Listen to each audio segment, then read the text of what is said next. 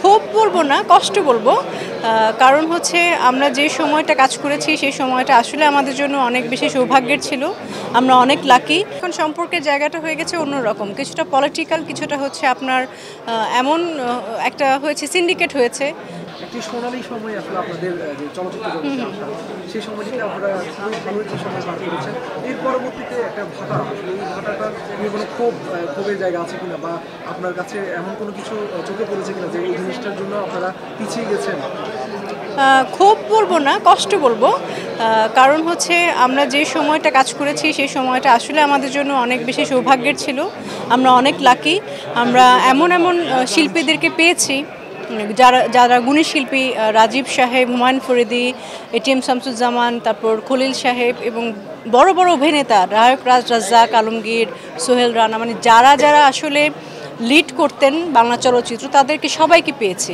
পরের জেনারেশন এসে আসলে ওনাদেরকে পাননি এবং সেরকমভাবে চলচ্চিত্র তৈরিও হচ্ছে না।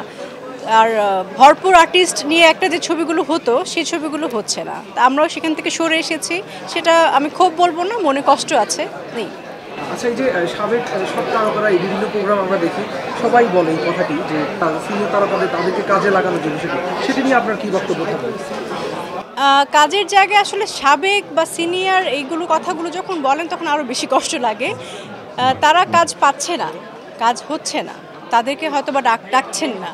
যদি সেই রকম ধরনের চরিত্রগুলো খুঁজে বের করে সেই সব শিল্পীদেরকে ডাকা হয়, তাদেরও কাজ হয়, তারাও ক্যামেরার সামনে আসতে পারে। আমরাই হয়তো বা তাদের খোঁজ খবর নিচ্ছি না। এই সম্পর্কের জায়গাটা না, এখানে এখন সম্পর্কের জায়গাটা হয়ে গেছে অন্যরকম। কিছুটা পলিটিক্যাল, কিছুটা হচ্ছে আপনার এমন একটা হয়েছে, সিন্ডিকেট হয়েছে। তো যারা যোগাযোগ রাখছে তারাই যে কাজ পাচ্ছে তা না, এটা একটা সিন্ডিকেটের মাধ্যমে যারা এখন সোশ্যাল মিডিয়াতে বা নেগেটিভিটি নিয়ে যারা একটু বেশি ভাইরাল, বা এখন ইউটিউবে যাদের মিলিয়ন মিলিয়ন ভিউ, তাদেরকে নিয়ে আসলে কাজ করা হচ্ছে। বাট আমাদের ইউটিউবের মিলিয়ন ভিউ দিয়ে কিছু না, আমাদের হচ্ছে পুরো বাংলাদেশের বাইরে আমাদেরকে সবাই চেনে, আমরা সেটা নিয়েই বেঁচে আছি।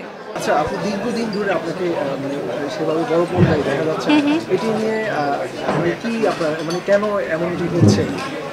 আসলে এটা হচ্ছে ব্যাড লাক আমার। কিছু কিছু সিচুয়েশনে আমি কাজগুলো করেছি, যেমন আমার একটা ছবি রেডি আছে, গাংচিল। সেই ছবিটি পুরোটাই রেডি, কিন্তু সিচুয়েশনের কারণে এখন রিলিজ দিচ্ছে না। তার মধ্যে আরেকটি অনুদানের ছবি করেছি, ছুটকু আহমেদের আহারে জীবন, সেটাও সেন্সর বোর্ডে গিয়েছে, রিলিজের অপেক্ষায় আছে। হয়তোবা এই সামনের ইলেকশনের পর পর রিলিজ দেওয়ার কথা আছে। তো এটা বললাম এই জন্য ব্যাড লাক, যে আমি কাজ করছি কিন্তু রিলিজ হচ্ছে না।